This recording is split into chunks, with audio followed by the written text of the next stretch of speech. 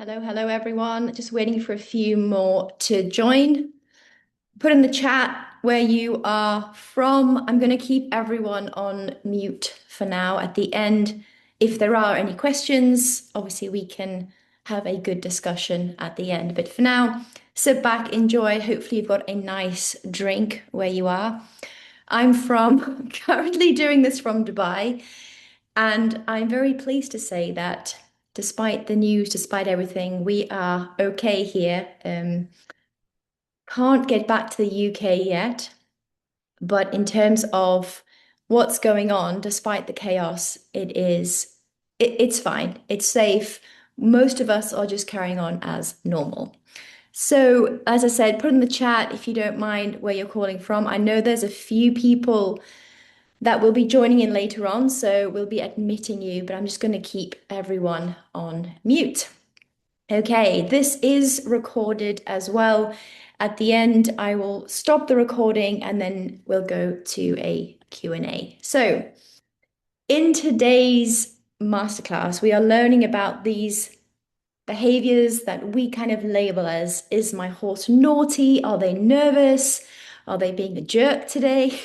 What is going on? And I'm going to show you how to decode your horse's behavior before it escalates and stop all the guesswork for good. This picture here is actually me about, God, I want to say 15 years ago, starting in a thoroughbred. And this is where my journey to understanding horses that are in pain versus understanding horses that have behavioral problems, or a lot of words I hear today, like she's marish, he's just being naughty, he needs a good, something to keep him going forward, whatever it is. My journey started when I worked with some thoroughbreds. So I was a flat jockey myself and quickly realized that I love the competition side of things, but I'm very fascinated into what makes a horse want to work. And you heard that right, because I do believe that despite the size of horses and what they can actually do to us from a safety perspective, and they can cause us a lot of injuries, there are some horses that really enjoy working with humans, that really enjoy being ridden. And I've noticed that there is a pattern to recognizing, there's a fine line, but there is definitely a pattern to recognizing and understanding when a horse is just being a bit nervous and they actually need something more from us, the rider, the handler, the therapist, or they need a little bit more of encouragement. They need a little bit more of us to take the lead, for us to step into that space and show them that it's okay to be in this pressure that we've put them in, and we're going to lead them through it. We're going to help them through it. And this all started with the thoroughbreds. So this picture here was actually my first time ever starting a young thoroughbred. I was asked to do a a demonstration at the Yorkshire Show. Now, I don't know if those of you that are from the UK, this pen was set up in a large group of people. And I had just started this new job working for an equine behaviorist. And he said, right, we're going to start this young horse. He's just come in, never had a rider on, saddle on, anything. And we're going to do it in about 15 minutes. So they said, Nika, you're the jockey. Just want you to come in and bring the tack in. And I was honestly, it was a blur at that time. I didn't know what was going on. And it's taken me a good 15, 20 years on from that to finally start to put together these patterns that the behaviorist, the animal, the horseman, I should say, that's what he called himself, um, swore by. And it was those subtle changes in what the horse was saying that he could understand that kept me safe. I know that picture doesn't look like I'm safe, but it did keep me safe. And it also meant that the horse was started. Do I agree with starting horses this way today? No, my changing and outlook on horses has totally changed. And it was a very quick process, but it taught me a lot. It taught me a hell of a lot. So let's get into it. Mm. Okay. Why is this so important? See, as a chiropractic therapist, I get called a lot for problems with the body, and usually because riders notice a change in their behavior. So, most riders I work with focus and recognize, things like spooking, the horse is rushing, it's bucking, it's napping, it's tight through the back, tight through the body, it won't pick up canter. I worked with a horse recently that the owner said, we've been going on with these pain behaviors, this issue for so long that she believes the horse has genuinely shut down. The horse has just almost, in her opinion, her words, almost given up, and it was breaking her heart. So, what could we do about it? Now, the horse may already, in my opinion, when it's showing us signs of spooking, rushing, bucking, all of these things that we all know and talk about in the horse world today, they might be in what I call already over their threshold. So to avoid the horse getting to that threshold, the key area that I'd love you to focus on today and adopt as a bit of a shift in perspective is behavior is a symptom and the emotional state is the cause. So, the key thinking here, we're going to go through it together, is that the behavior is a symptom and that the emotional state is the cause. And a better question that I want us to think about, jot this down, is what state was the horse in before the behavior happened? What state was the horse in before the behavior happened? And we could be saving so much time, so much money when we understand how to decode these behaviors before they get to the napping, the bucking, the spooking.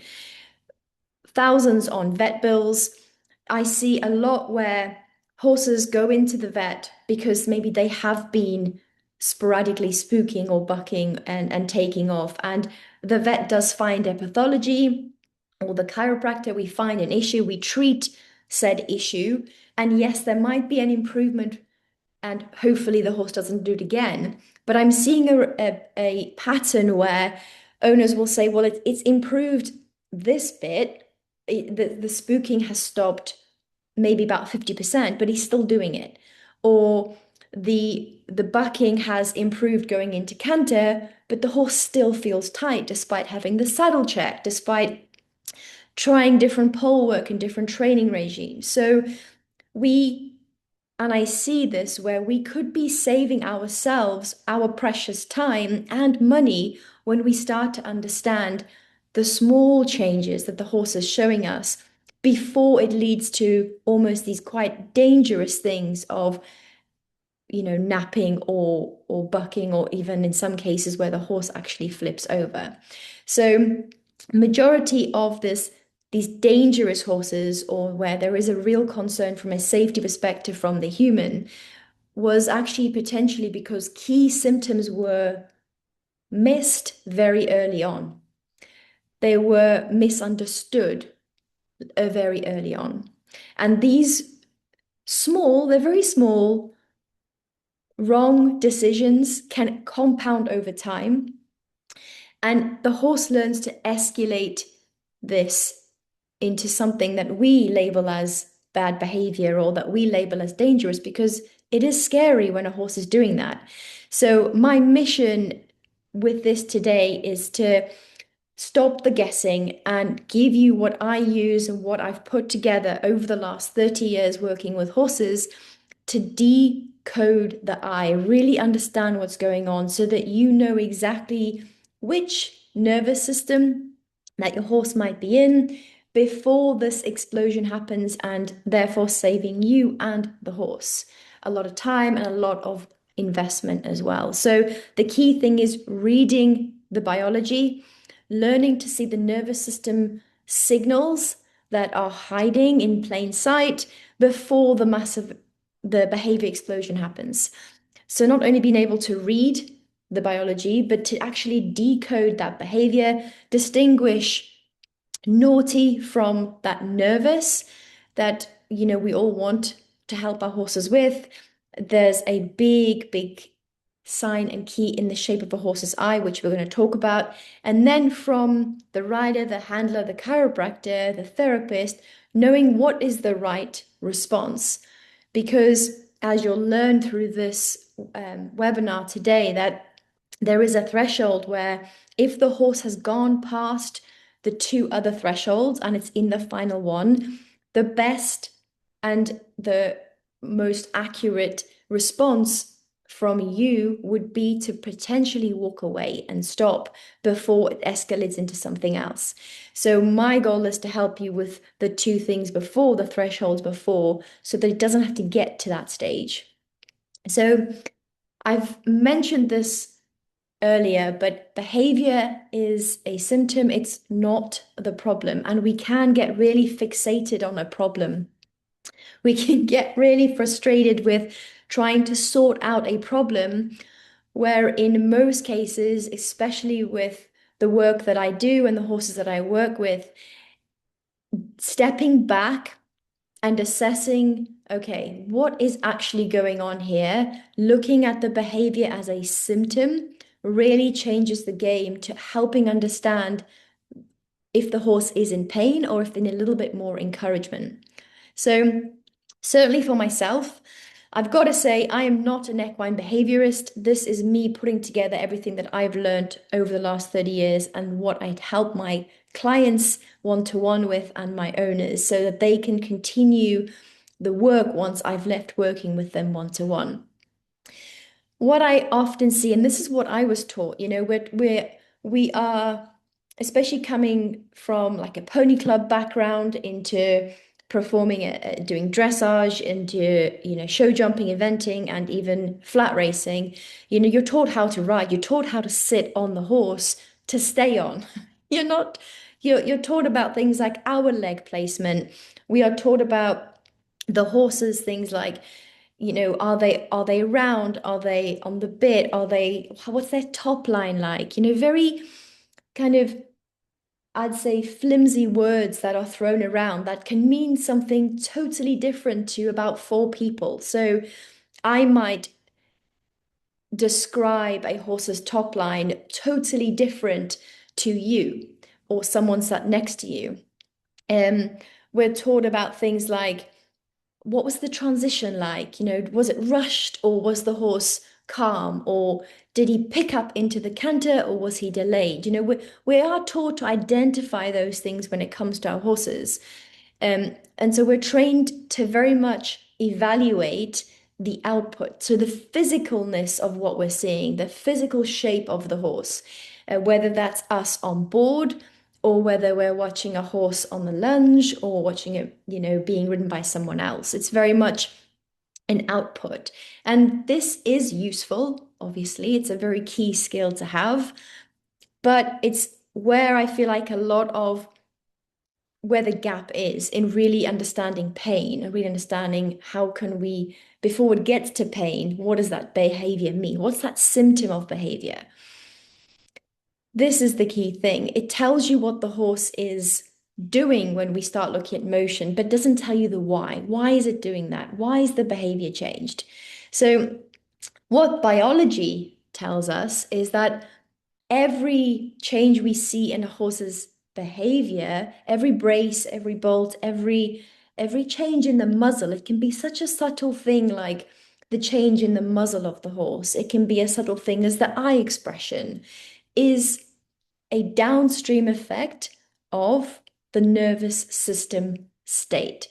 So you, me, we all have a nervous system, and we can usually identify when we're feeling stressed, when we're feeling anxious. A lot of it, for me, I feel sensations of maybe my chest feels tight.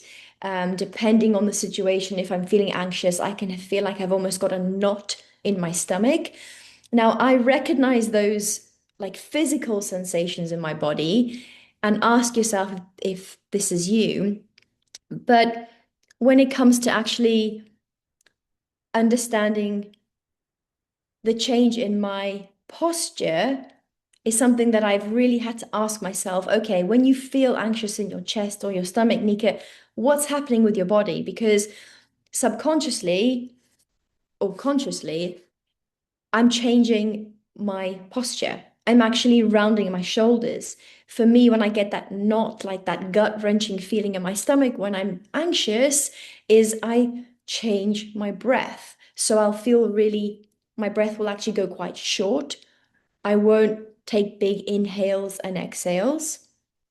The other big thing that we don't often recognize as humans, and it's very clear in horses, is that our eyes change a lot. I know when I'm feeling overwhelmed or when I'm feeling like there's just too much coming at me from all angles, which is a very common thing our horses deal with today, is almost too much external things that we're throwing at them. Not because we are being mean, we genuinely care for our horses, but we're not allowing them time to process one thing that we've done at a time. And when I feel this way, I can actually, you'll see a change in my eye. I've noticed that my eyes, because I wear contacts, I've noticed my eyes are more dry because I'm not blinking. So I've almost completely gone into that state of, I don't know what I'm doing. I can't think straight. Again, the breath changes. My eyes widen. I don't blink as much. Whereas on the opposite side, when I'm working through a problem, but I'm in a relaxed state. And for me, that relaxed state is my body is calm. I don't have any of these sensations of tension and tightness around my body, around my stomach. I'm calmer in general. My posture is better. I'm more grounded, more of a neutral stance. So I'm not holding my shoulders back.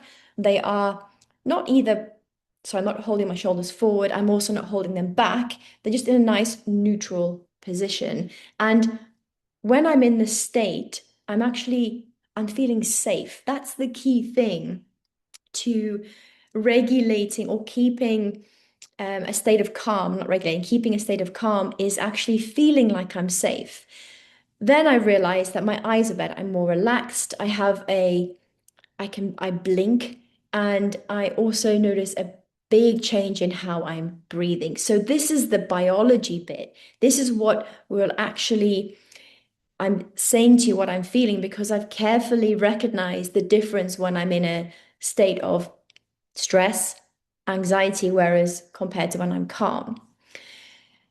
One of the biggest things that genuinely changed my perspective and helped me put this together and helps me work with horses on a daily basis from around the world is I stopped looking at what I was taught to as a rider, which is like top line, the head, just as a position. I ignore all of that now. Yes, it's there. It's obviously something that I am aware if I ask myself that question, what are the horse's legs doing? But it's not the key in decoding what's going on with the horse from a behavior pain perspective. I'm looking at the biology. So I couldn't not put this in. I mean, most of us know that we have the two systems that we're predominantly talking about when it comes to ones that run our horses, that sympathetic, that kind of fight or flight, activated by perceived threat. So you might see this where you'll be walking your horse or hacking your horse and they feel good. Yeah, everything's pretty good, pretty calm. And the next minute, a pigeon flies out, and it's like, depending on your horse's threshold, that's a key thing. And depending on your horse's previous experience with pigeons, it might be fine. It might be like, yeah, it's a pigeon, and I'm totally relaxed about it. Or in most cases, you're either out the saddle and the horse is halfway down the track, or you get this reaction of, oh my God, what was that? And the horse jumps to the side. When we start to film these events, which is exactly what I've done with horses in the arena that are showing bucking, napping, spooking, dangerous behaviors that we want to prevent happening as riders, if you film those moments, you will start to see big differences in not just the behavior, the physical movement of what the horse is doing, But things like, when my horse is in a sympathetic flight state, they have changes in their eyes. Okay, the muscles flood with adrenaline. This is the biology bit, and digestion halts. So the horse is scanning for the exit, scanning where they can be safe, because right now they don't feel safe with this pigeon that could be a dragon, a lion that's flown out. So this is again a natural response that some horses can either be more heightened to, or other horses, if they are that personality trait type, might just be totally relaxed about it. It's the same with you. If you're someone who's frightened of spiders, I'm sure that you'll quickly run out the bedroom, or if a spider suddenly lands on your lap, you might be, I know I would be completely out of where I am right now because I'd go into that flight state. It's a survival mechanism that kicks in, but it is a physical change in my biology to get me out of this room. Now, the opposite one is that parasympathetic state of that rest, digest. Fundamentally, it's a state of safety. Okay. It's a state of, I feel safe in my environment around me. I feel safe in the arena. I feel safe in the stable. I'm happy to eat. I'm happy to allow my normal subconscious um, mechanisms of biology to continue, like healing, so eating, things like this. It's in my experience, I want my horse to be in a parasympathetic state, not necessarily eating, but definitely where they feel safe for learning to occur. For what I ultimately want, and a lot of the riders I work with, is a deeper connection with their horse, is a deeper understanding that we're in this together, we are in the arena, we are building up on our partnership. And ideally, we want them in this state of, I'm feeling safe in my environment. You often see changes in things like, okay, muscles softening, eyes relaxed. Again, a big difference is your horse actually taking a deep breath? So if you're on board, can you feel them? Can you feel your legs expand as the diaphragm expands? Are they taking that big deep breath in and out? Or if you're on board and you're realizing that the horse is actually now starting to become quite tense, how are they breathing? You'll probably notice that your legs are barely moving because they might have gone into that shortened state of not breathing correctly. And you also might not be breathing correctly because you've picked up on your horse and you're thinking, what are they about to do next? So the entire job as a rider is to know which system is running and to know how you are influencing it. This is honestly a game changer that I keep deepening my understanding and knowledge in with working with horses.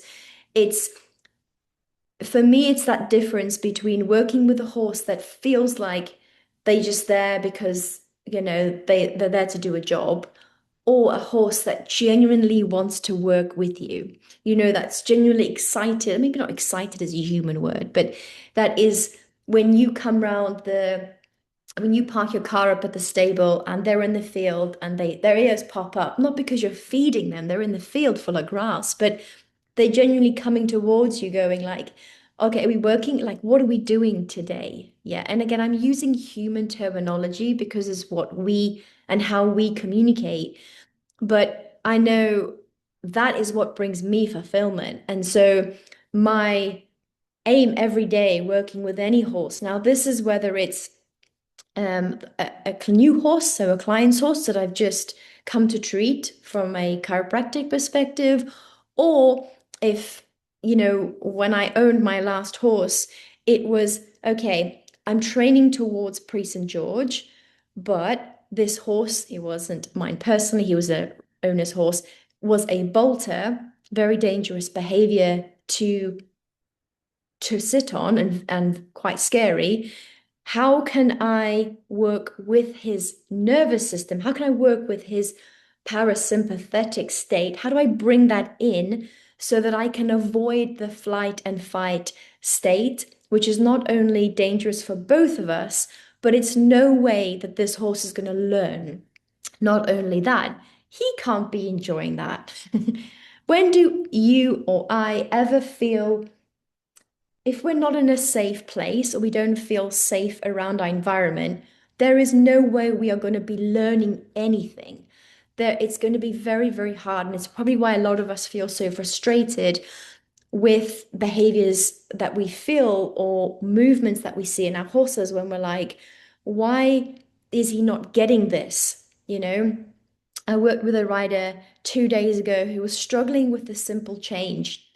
The horse has competed at medium, advanced medium level. He knows how to do a simple change, but she said suddenly he won't do it. I watched them work in the arena together, and the actual movement of the simple change was not the problem. It's what the rider was focusing on because she needed to get the simple change done in order to practice the next step for the test.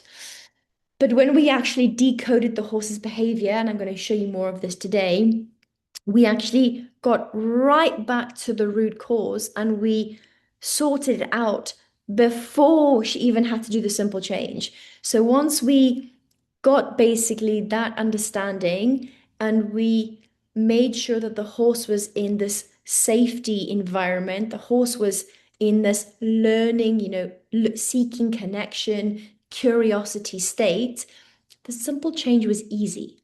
It wasn't the problem. Okay, I'm going to introduce the mirror principle. So we cannot demand our horses to relax or anything like this until it sounds so obvious when I say it, until we relax, until we take that deep breath, until we recognize that we are safe. And full transparency, this has taken me a while to almost put together because it sounds so simple to say, right? Most of us know that when you walk into a stable and you're not quite feeling right, and maybe you've had some sad news and you're feeling a little bit sad, that your horse is different with you. Without you saying a single thing, they might be at the door waiting for you when they normally aren't. And they might come in for a cuddle, or what we call a cuddle, just a bit of contact with you. And you're thinking, how do they know? If it's me, I end up crying because I just love it when horses show those moments. But they're not mind readers. What are they doing? They're picking up on our biology. They're picking up on the unspoken word, the feelings that we are feeling but not saying. And this is the mirror principle. I'm just gonna have a drink. So horses are so hyper attuned to these biological signals that they're much better at it than we are. And I know myself that it's something I've become more aware of because I've done an experiment. I've done this for a few years where I have a morning routine, and it's not perfect. It's not the same every day, but every morning, despite where I am, which country I'm in, or if I'm like this morning, I had to be at the racing stables for 6 o'clock in the morning. I got up at 4:30 to do a 20-minute, some days it's 10 minutes, mobility routine. So this mobility routine is for me to get in my body. I've just woken up.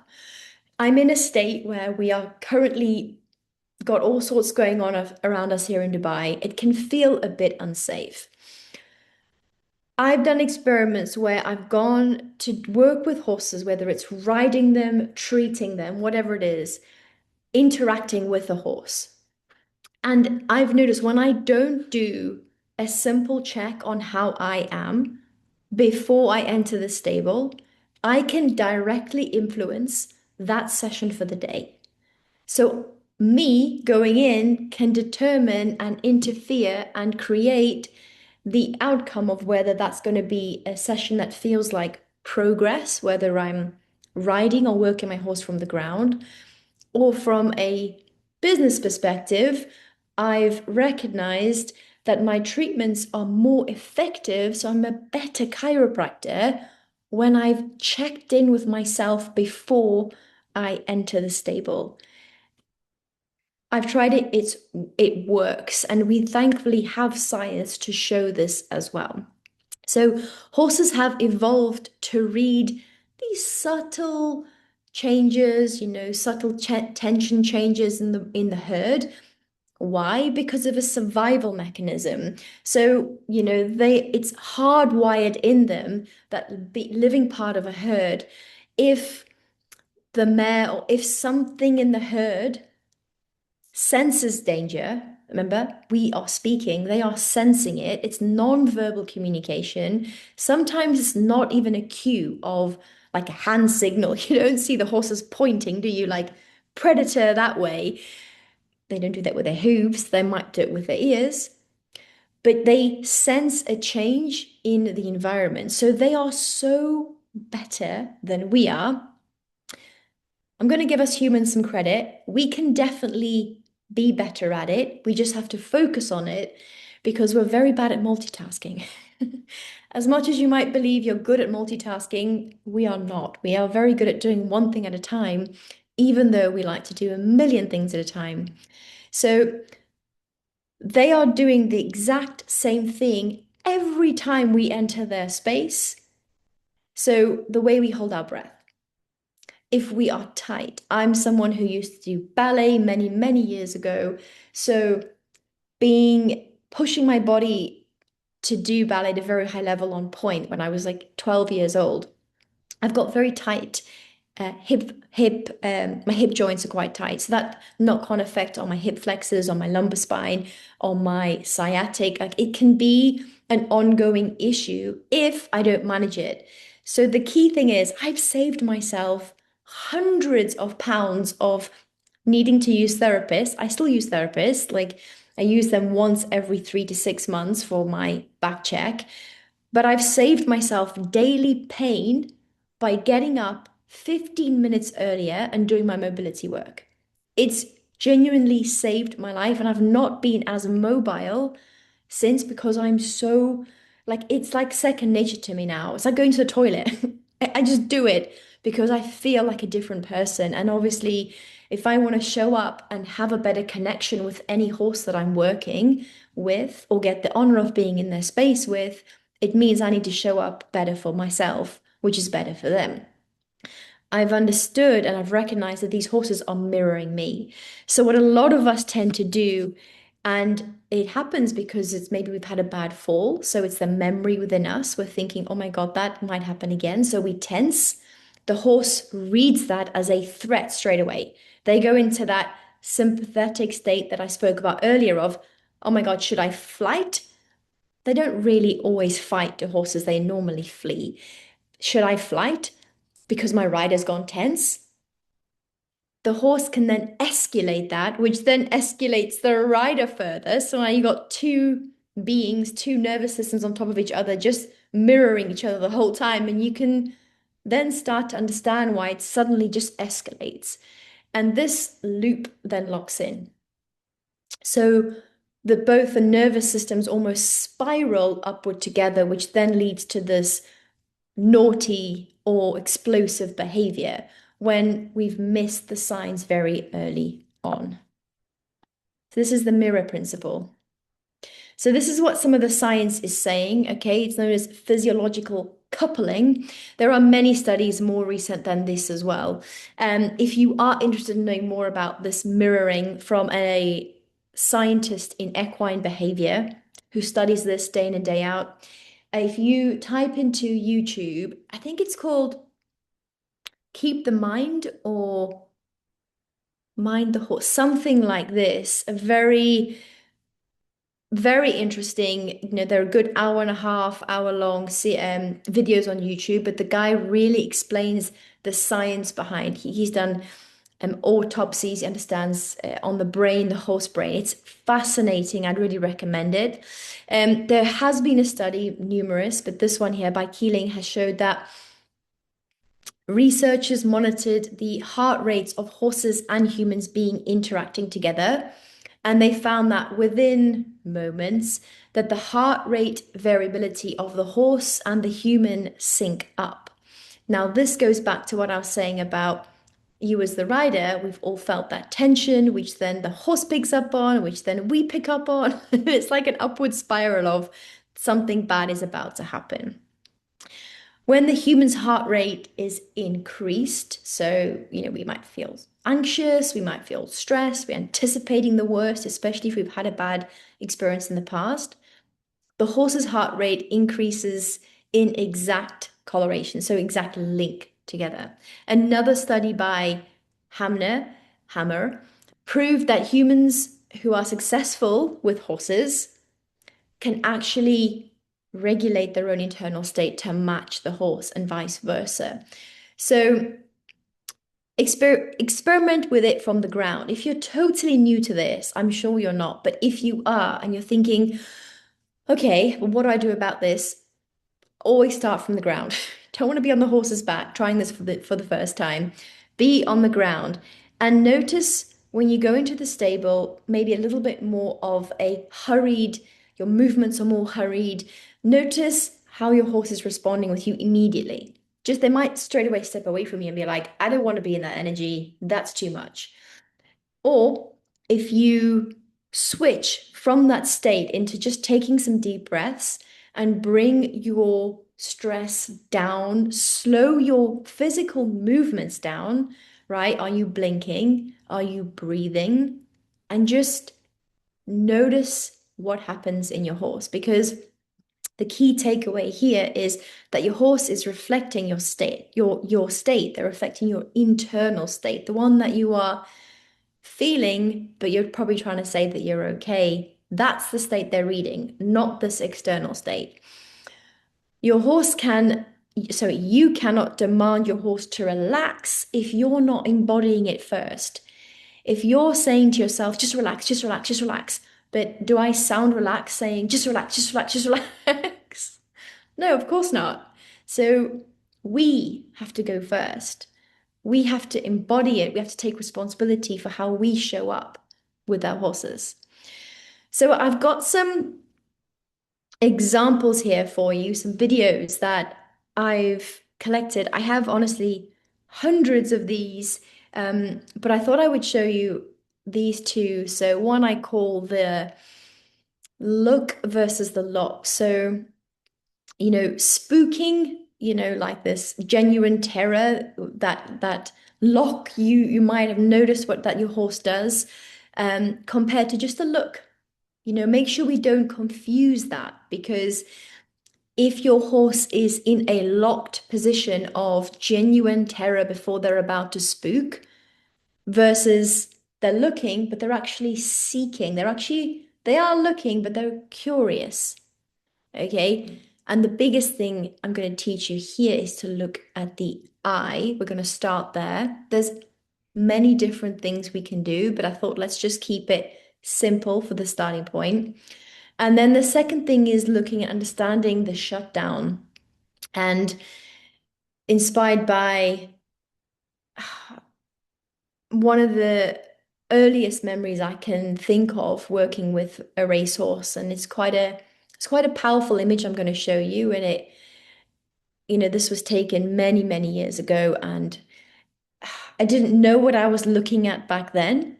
And I was probably told, oh, it's now good, it's given up type of thing, but that's not good. We don't want the horses to give up. And that's definitely not ever a way I'd want to work with the horse, is through force or pressure or until they feel like they have no other option.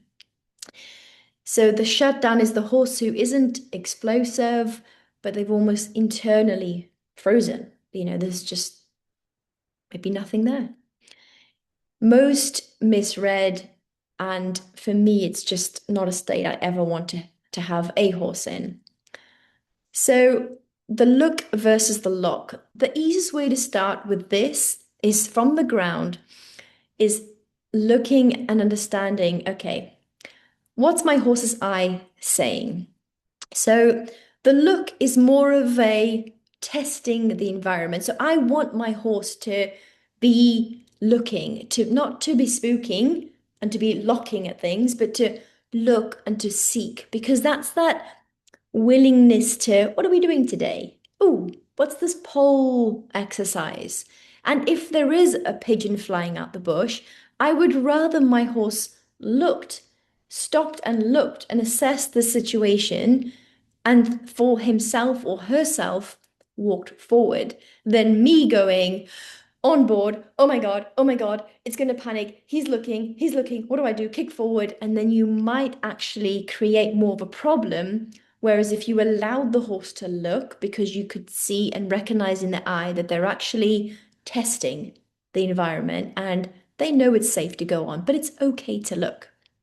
So the horse's eye, when they're in this looking state, and I've got an example for you, is bright, mobile, the scanning, the curious, the ears sometimes go forward. They can also flicker back and forth, but the ears are usually forward.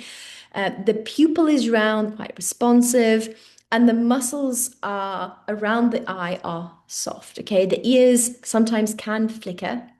Mostly, if they're looking at something, they'll both go forward, then one will go back, but mostly forward. They're alert, okay?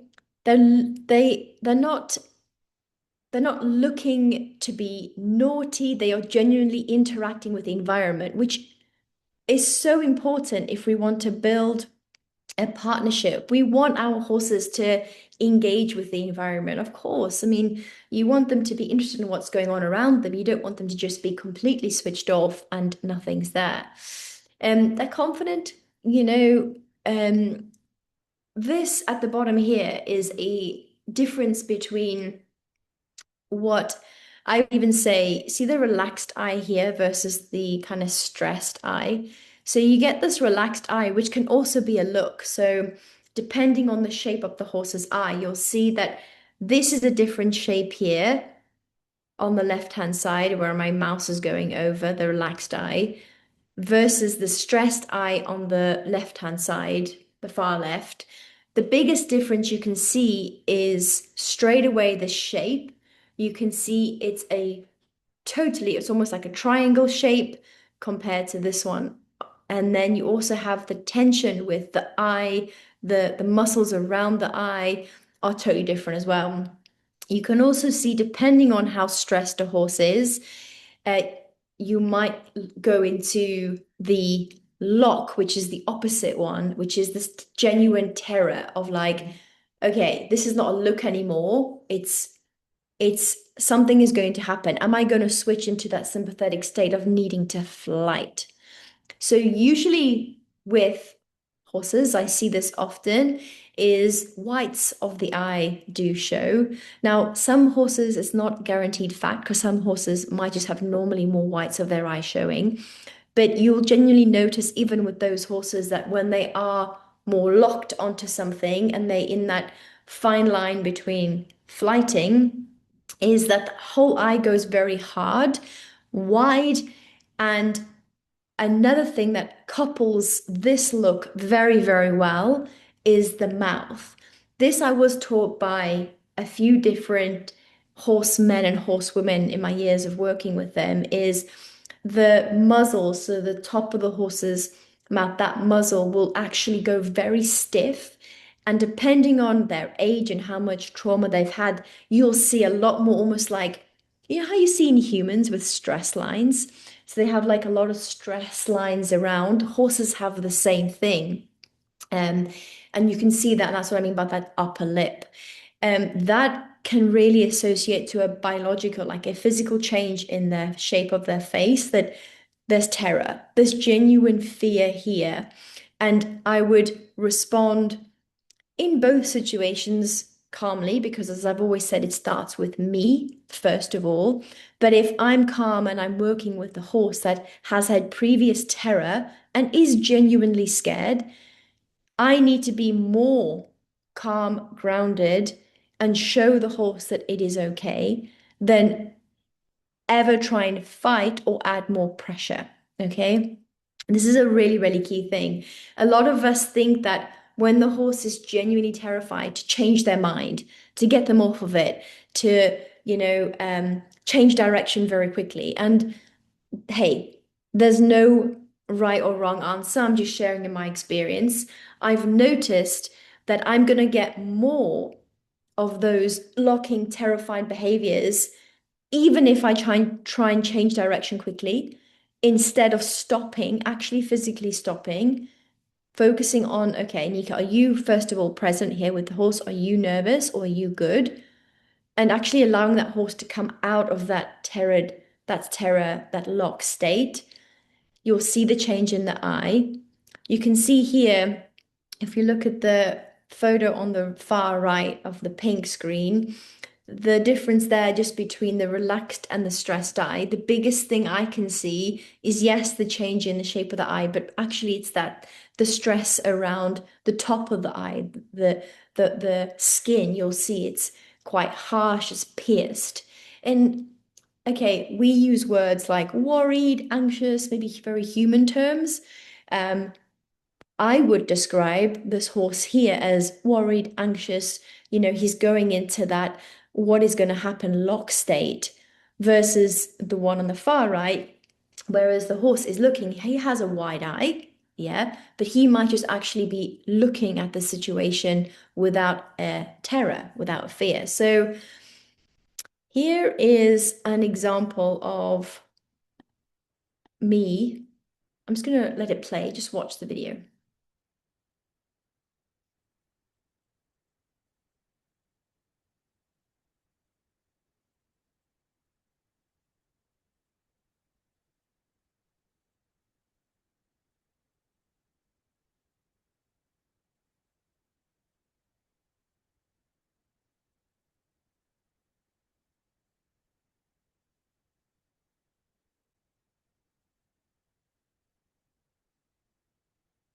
Okay, so it's going to go back to the beginning.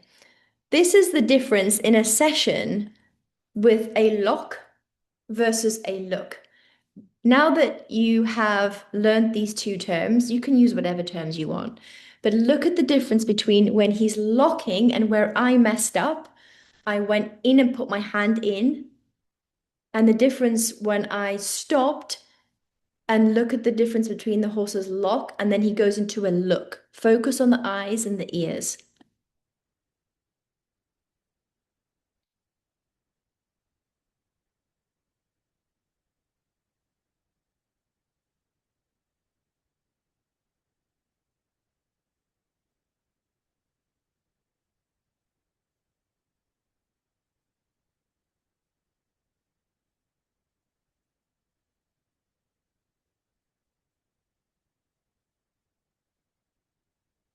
Okay, so I'll just play it again.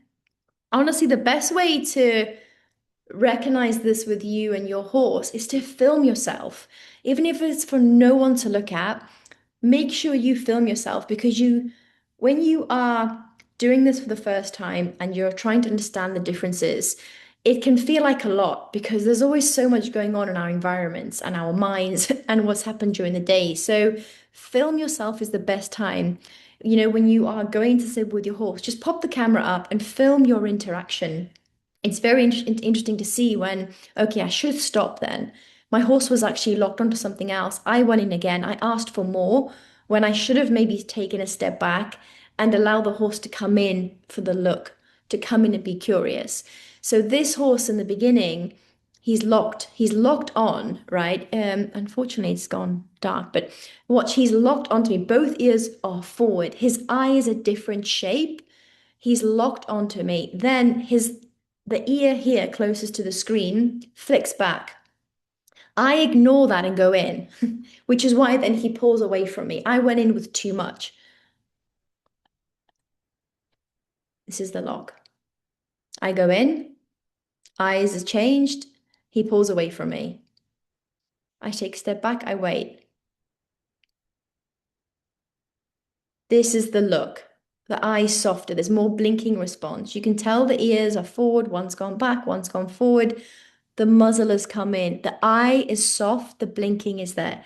This is a look.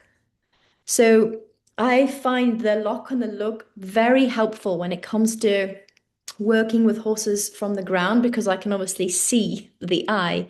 And it has genuinely changed a lot for me. Oh, sorry about this. Oh, we're back. Let's just get out of this. Can I get out?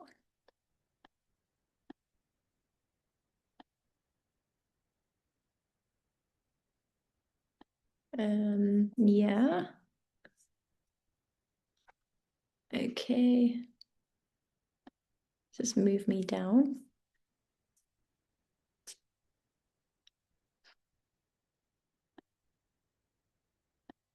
There's always something that goes weird with videos. Okay, let's move on.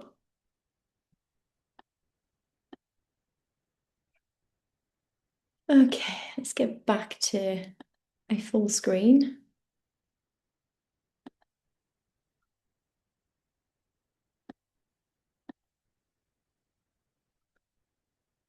I've got another example here for you. When it comes to the lock and the look, again, this is me working with a horse from the ground. And obviously, the difference here is I've got my hands on the horse from, I'm assessing neck mobility. And watch the video first and keep focusing on the eye.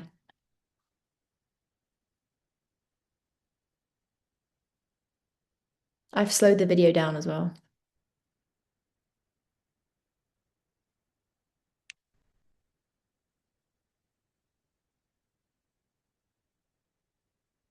Okay, he's also gone in to try and tell me more with his muzzle that he's uncomfortable. So this is what happens. The step back is a key, but look at the eye. Look at the shape of his eye. And I keep asking, I'm testing mobility. I'm looking for a bit of a pain reflex there, obviously at the head up. But his eye is changed shape completely, and then he goes in. So he's a lovely horse. He hasn't tried to bite me, but he has warned me that he's uncomfortable. So this, for me, in my opinion, given the change in the eye, is a shift of this horse is uncomfortable. And obviously, that's an area that I looked at and treated. I just want to know why this is going like this. Okay, let's watch the next one. I'm just very wary of time as well. I'm going to go down to, I would love to get back into presenter mode. Okay, I'll tell you what I'm going to do. I'm just going to exit here and go back into it so that you guys can get the full screen again. There you go. Okay, the next case study is the shutdown. So this is this image that I'll show you in a minute, but this is a case where he's not being lazy, he's not being naughty. He has given up trying to communicate because nobody is listening. And this is something that I've written myself because I've worked with a few of these cases over the years and they break my heart because it's usually not the owner's fault because we love our horses so much, we want the best for them, but we almost miss a lot of what they're really telling us because we're in an emotional state. Remember when I started this webinar, I said one of the biggest thing is that behavior is a symptom and it starts with the emotional state of the horse, but also us. So how do you know if it's in shutdown? In my experience, I see things like the glazed eye, very kind of flat ear, unresponsive to the environment. And they might, you see this, I see this a lot from the treatment perspective, especially if a horse has been in chronic pain for a while, that I work on the body and I've noticed very quickly that they're not showing me any sense of release. Now, obviously, I might not be on the right spot, get a better person. No, I'm just saying, like, there is a reason if they are not showing me signs of release or any form of interaction with myself. I've learned to do this over time, but I actually stop. I don't push the body. I do less and focus more on key areas. And I come back for more treatment as opposed to pushing the body more because they're already shut down. And I don't want to overload them with even more. I want the horse to come to me with that look that you just learned, that curiosity of, hey, what you doing? Or what's going on here? Um, Usually I've ridden horses like this. There's just no response with the leg. It's like dead. And you see this a lot.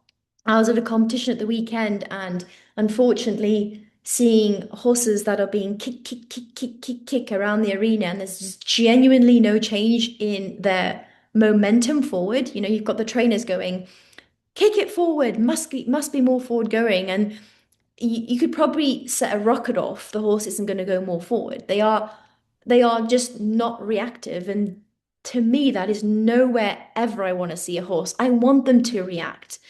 It's, if someone keeps hitting you in the belly, like obviously, hopefully that doesn't happen, but you want to feel something, you want to move. If horses have got to the state, for me, it's a concern. They've almost completely kind of frozen. Um, why, for me, this is the most dangerous state, even compared to the look and lock that I've just shared with you, is because the horse has stopped signaling. A lot of the behaviorists, again, that's not me, but they would say this term of learned helplessness. When the pressure eventually reaches the threshold, and that there's just the response isn't explosive, it's just not there. It's not a confidence problem.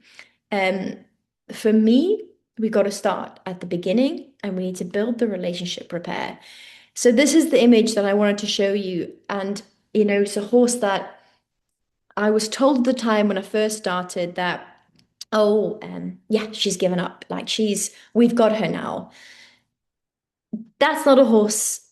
Okay, given up is maybe a human term, but that's a horse that's shut down. I'd never want to see a horse that's just decided to lay down like this. It's sad, it breaks my heart, and it's why I'm so bloody passionate about this never happening, and horses not shutting down. Okay, here's some case studies. This is me riding, so this is my personal one for you guys. Um, watch this horse.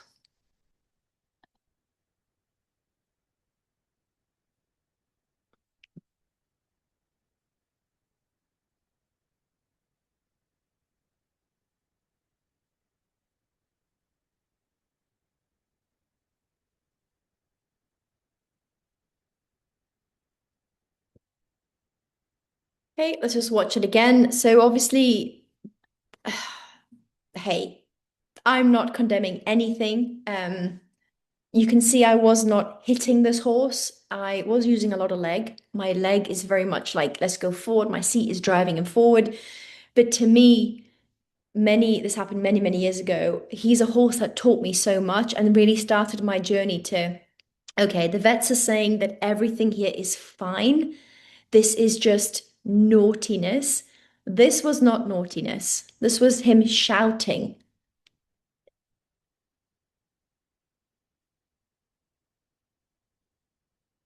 This horse, because of the constant um, need to recognize what was going on and the constant work of we need to figure out what's going on with this horse, that canter did not get better um, at all until we finally found a professional that could help us understand his behavior and get to the bottom of his pain.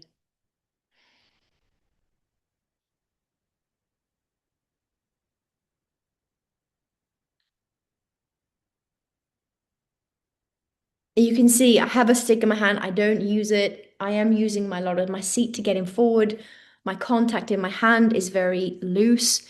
Um, but he was anticipating this from around the corner of changing the rein. We were teaching him to do flying changes, and you get this behavior. So this is dangerous. This is very often leading to something a lot worse, and very often leading to where horses, in some cases, end up. I've ridden these and seen these where they end up flipping over or they end up just laying down, just completely laying down. It depends on the horse itself, it depends on their personality and their experience and who they are as a character to what their explosive behavior gets to. But this is my mission. I don't want this to get to this stage. I want to help more riders, I want to help more owners and therapists. So this is when I use the three-step emergency brake. That's how I describe it. It's like a put the brakes on, stop. We need to seriously rethink what we're doing here because what we're currently doing is not working. That horse there, what we were currently doing was definitely not working. The energy had shifted. He was getting progressively worse with his behavior, becoming more dangerous. And in my experience before I'd got to that situation of working with a horse like this, I ended up stopping altogether. I did because I thought if I'm getting nowhere with support from the professionals at the time, again, it wasn't their fault. For me, there's never a blame here. There's just always putting the horse first. And I believe every professional comes into this industry with a good heart of wanting to help the horse, especially the therapists and vets that have been studying for years. Like we don't invest so much time and money into something because we don't love it. Like we genuinely love the animal. It could just be that our skills are limited. And I've also learned through working with horses that if I don't have the right skills and the horse is still showing me behaviors like this or the behaviors that are now I know are symptoms, then I've got to find a different way. And instead of shame and blaming and ego and who's right, it's nah, let's come to an understanding. Let's come together as a team and break this down so that everyone comes together. But more importantly, we're in this for the horse. We want to improve how the horse is. So this is my three-step emergency break. Comes in, let's redirect. First of all, the sequence can take under 10 seconds. It's how I work with quote unquote dangerous horses today. And I say that because, yes, they're dangerous, but they're dangerous because we are missing their signal and we need to make sure that we are understanding what they're saying. So I was asked to treat a horse a couple of weeks ago that is labeled dangerous. He's physically bitten and thrown people out of the stable, his regular grooms. And so I was told, be careful, you go in with a warning. If you want to treat him, do. If you don't, we also understand because he is at a health and risk factor. This is what I did. This is why I know this works. I did, like it takes 10 seconds, okay? I did a sequence that I do before going into any of these situations, which is A, I've just been told by someone how dangerous a horse is. I would be lying if I said you didn't affect me. Of course it did. Horse is huge. He's like 16'3". I'm 5 foot nothing. But I know that horses don't interact the same as humans. So they're not judging you at all, no matter what history they've had. They are very present in the moment. But what they are doing is recognizing if you're present, if I was present. So before I went in, I did a body scan on myself. How are you, Nika? You've just been told about this horse. How do you feel? And obviously, I realized that I was a little bit anxious and thinking, oh my God, what if he bites me? I did a rescan of my body, reset myself. It stopped this downward spiral of it getting into my body and me feeling tight, me feeling anxious, and changing my biology. And then, before I entered the stable, I read the signal. So I was looking at that horse, his eye, that look versus the lock before I entered his stable. This is reading the signal. I started scanning my body. I then went to read the signal. Okay, he went into an immediate lock. Who's this person coming in the stable door? So the lock of the eye was, I saw his eye had changed, gone to a triangle eye. Both ears were locked on. And remember, the other thing I taught you was his muzzle. His muzzle went really tight, like stiff. And I was like, right, he's already reading a signal of lock. He's gone into that state of sympathetic mode. I now had to choose a response.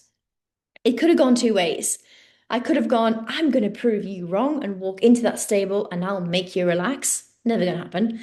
Instead, I just stopped in my tracks. I put on the emergency brake and I chose a response of waiting where I was. This changed the horse's immediate look from a lock to a look. He went into, oh, she stopped. She's not scared. Now, I'm saying I'm not scared because I wasn't, obviously, if the horse is going to come towards me, I would move. But I'm saying because I scanned my body before, I regulated myself. I was completely present.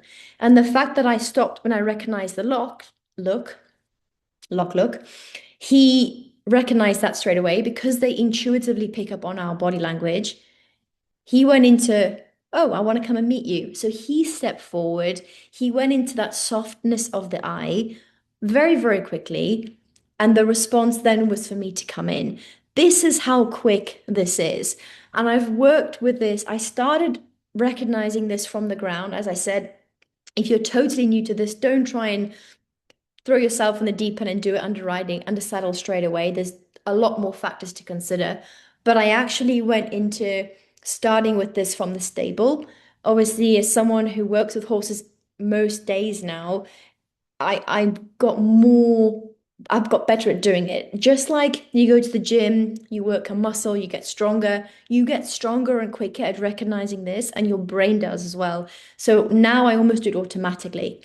Um, Also doing it from a ground perspective before under saddle makes a huge difference as well and gets you more in tune with what your horse is saying.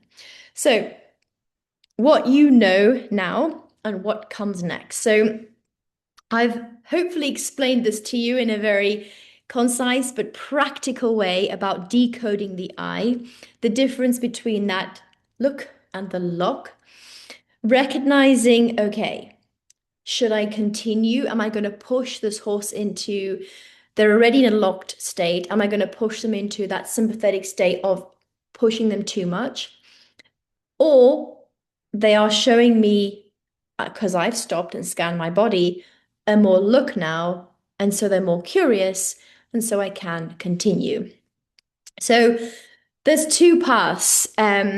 He's nervous, he's naughty. That's how I kind of started this whole webinar. I'm going to share with you the traffic light threshold, which we can go into more detail with, but this really can help you understand when it's a good time to step away, when it's a good time to put that emergency brake on and rethink your strategy to avoid any further issues down the line, or whether it's actually okay to continue. So, the nervous horse, we want to regulate, but we've got to regulate ourselves first, our breath, our body, our nervous system. Check in with yourself. How are you doing?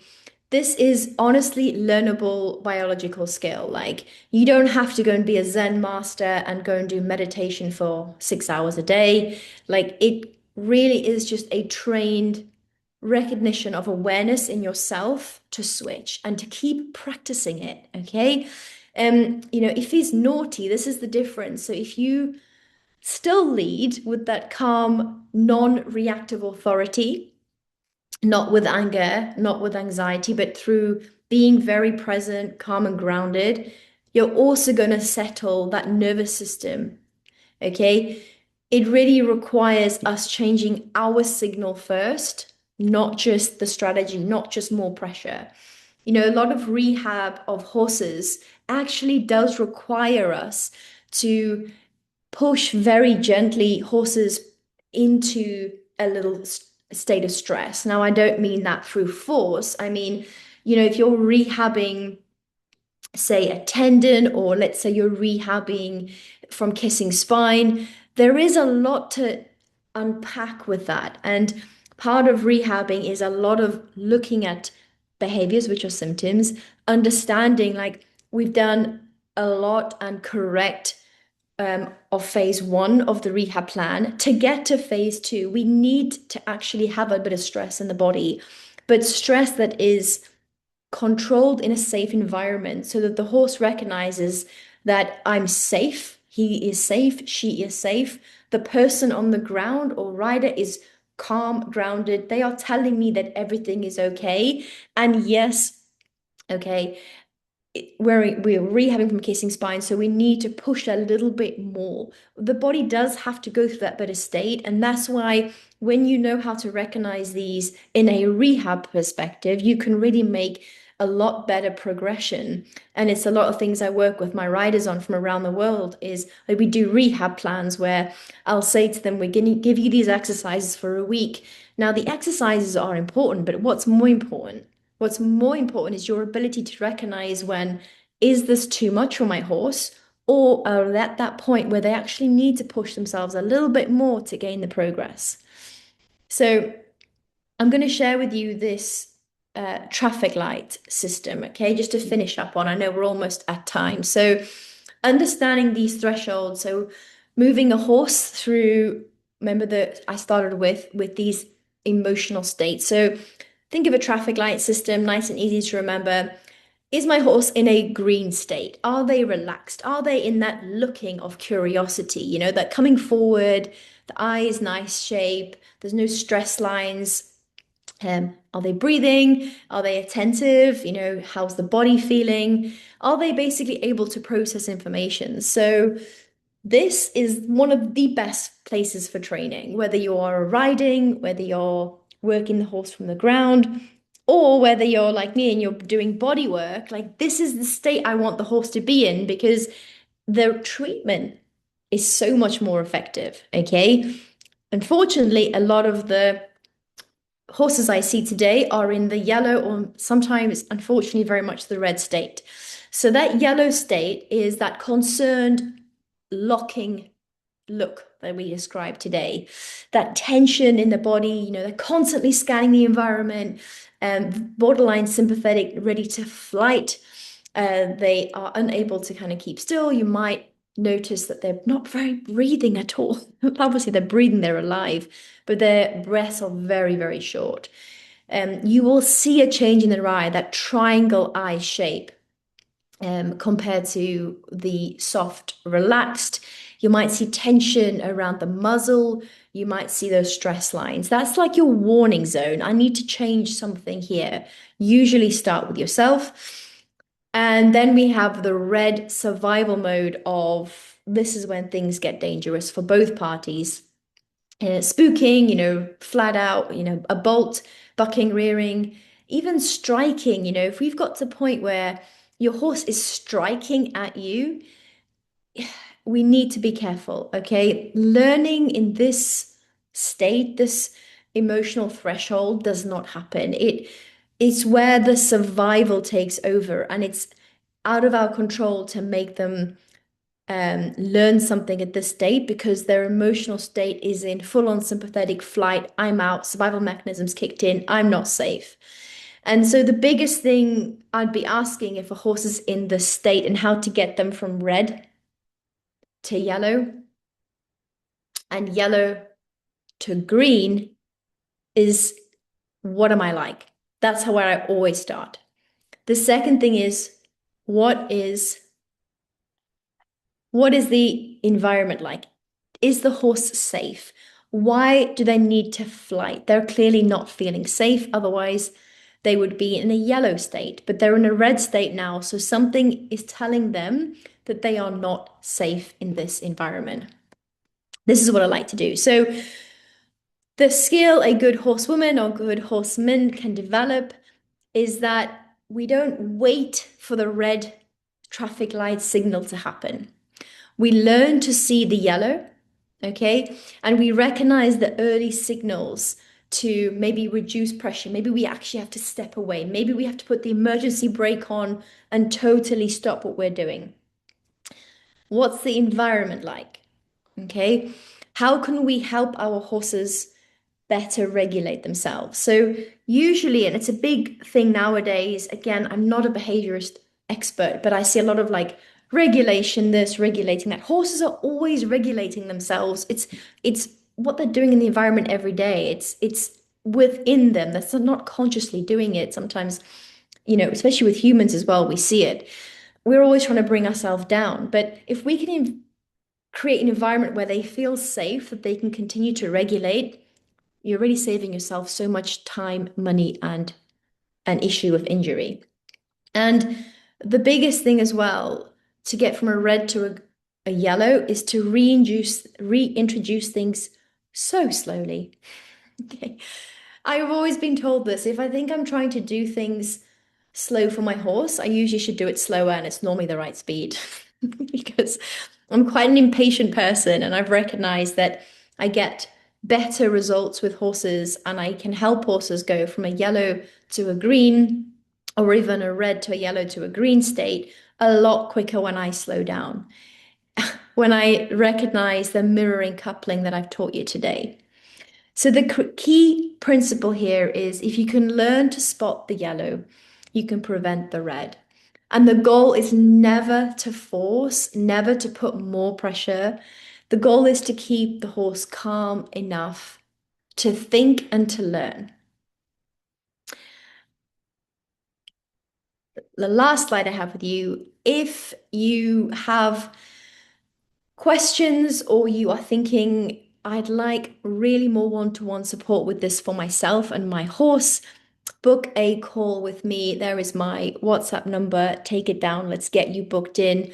We will go more into everything I've taught today, but actually more tailored for you and your horse. So if we've touched the surface here and I've maybe triggered a little bit of, oh, I'd like to know more, Nika, then book a call. There's my number. Let's get you booked in and I can see if I can help you. I'm also someone who, if I don't think I'm the right person for you, we've got to find someone who is. Okay. Have you heard that saying where it's horses for courses? This is exactly my mentality with everything. And not every strategy is going to work with the same horse. The key thing is staying curious. The key thing is asking questions and having a good team of people around you that work together. Thank you guys for joining. I'm just going to stop this now, and then if